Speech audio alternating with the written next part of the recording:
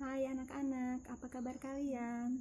Ibu harap kalian dalam keadaan sehat semua ya. Nah, di masa pandemi COVID seperti sekarang ini, kalian tetap diminta untuk belajar dari rumah saja. Oleh sebab itu, mari kita bersama-sama belajar pelajaran IPS dengan mengikuti video berikut ini.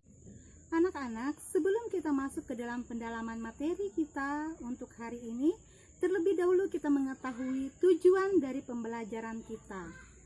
Di mana tujuan pembelajaran kita pada hari ini adalah melalui model pembelajaran problem-based learning, siswa diharapkan dapat mengklarifikasi, menganalisis, dan mengevaluasi bentuk-bentuk mobilitas sosial dengan benar dan penuh tanggung jawab.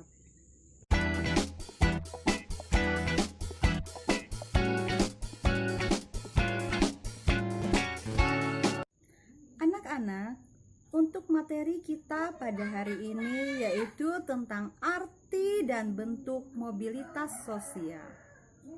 Apa sih mobilitas sosial itu?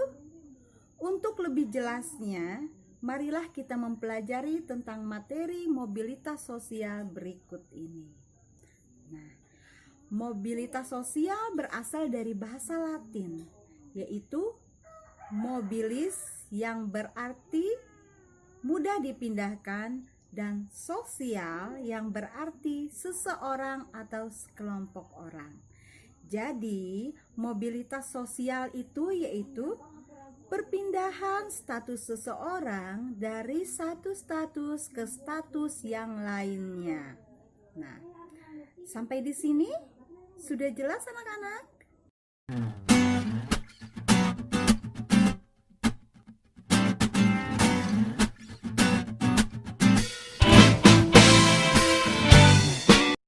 Anak-anak, yang kedua kita akan membahas tentang bentuk-bentuk mobilitas sosial. Nah, dalam bentuk mobilitas sosial ini, yang pertama akan kita bahas yaitu mobilitas vertikal. Apa sih mobilitas vertikal itu? Mobilitas vertikal yaitu perpindahan status sosial seseorang atau sekelompok orang dalam lapisan sosial yang berbeda, bisa naik dan bisa turun. Ya, pintar anak-anak. Kemudian mobilitas sosial vertikal itu pun terbagi menjadi dua kembali, yaitu yang pertama ya social climbing dan yang kedua adalah social sinking. Di mana social climbing yaitu naiknya status sosial dari status sosial yang rendah ke status sosial yang lebih tinggi. Nah, sebaliknya untuk social sinking yaitu penurunan status sosial seseorang ke yang lebih rendah. Nah, Ibu ada contoh. Ibu punya dua buah contoh. Yang pertama yaitu pernahkah kalian melihat di sekitar kalian seorang guru yang naik posisinya di dalam satu sekolah menjadi kepala sekolah? Pernah kalian lihat ya anak-anak ya? Nah, kemudian contoh yang kedua yaitu seorang karyawan perusahaan, dia di PHK dari perusahaannya. Nah, dia di PHK dari pekerjaannya dan akhirnya tidak mempunyai pekerjaan atau menjadi seorang pengangguran. Nah, dari dua contoh itu, yang mana yang merupakan contoh dari social climbing anak-anak? Iya, betul sekali. Yang menjadi contoh dari mobilitas social climbing adalah yang pertama, yaitu seorang guru yang naik posisinya menjadi seorang kepala sekolah. Nah, kemudian contoh yang kedua yaitu adalah contoh dari social sinking, yaitu turunnya posisi seseorang atau status sosial seseorang. Contohnya seorang karyawan yang PHK dari perusahaannya kemudian menjadi seorang pengangguran. Sampai di sini jelas anak-anak? Selanjutnya yang kita bahas yaitu tentang mobilitas horizontal. Di mana mobilitas horizontal yaitu perpindahan seseorang dalam derajat atau status sosial yang sama. Nah, ada yang bisa memberikan contohnya di sini? Ya, salah satu contoh dari mobilitas horizontal adalah sebagai berikut.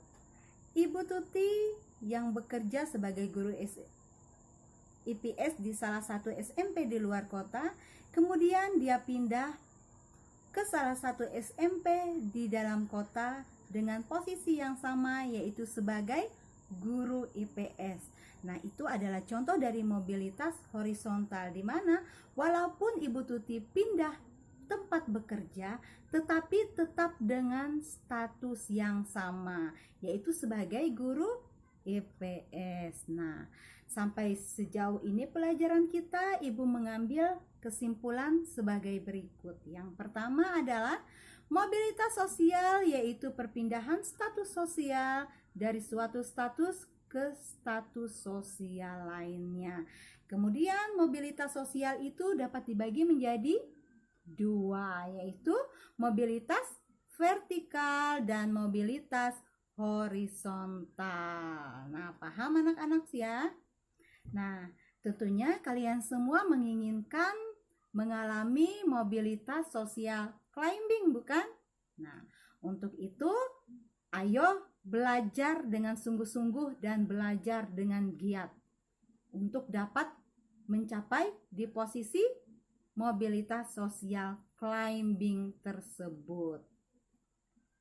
Dan ingat, di masa pandemi COVID seperti sekarang ini, tetap jaga kesehatan kalian.